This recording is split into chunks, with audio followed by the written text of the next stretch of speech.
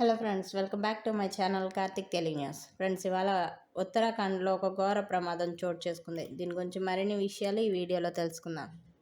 ఉత్తరాఖండ్లోని చమోలీ జిల్లాలో నిర్మాణంలో ఉన్న టన్నెల్లో గురువారం సాయంత్రం ఘోర ప్రమాదం జరిగింది. ఈ ప్రమాదంలో 7 మృతి చెందగా 13 మందికి తీవ్ర గాయాలయ్యాయి. పిపల్కోటిలోని Tehri hydro development corporation limited project వద్ద నిర్మాణంలో ఉన్న టన్నెల్లోని సాయంత్రం 6:30 నుంచి 6:45 మధ్య భారీగా వరద నీరు ప్రవేశించింది. ఆ సమయంలో హెచ్సిసి సిబ్బంది నిర్మాణ పనులు చేస్తున్నారు. రెస్క్యూ ఆపరేషన్లో ఇప్పటి వరకు 20 మందిని బయటకు తీసుకొచ్చారు. వారిలో 7 మృతి చెందినట్లు వైద్యులు నిర్ధారించారు. మరో 13 మంది చికిత్స పొందుతున్నారు. వారిలో ఒకరి పరిస్థితి కొంత విషమంగా ఉండటంతో శ్రీనగర్లోని బేస్ ఆసుపత్రికి తరలించారు.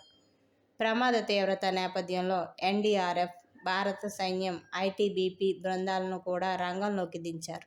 టన్నెల్లో ఇంకా 2 చిక్కుకుపోయినట్లు అధికారులు తెలిపారు. వారిని సురక్షితంగా బయటకు తీసేందుకు సహాయక చర్యలు కొనసాగుతున్నాయి.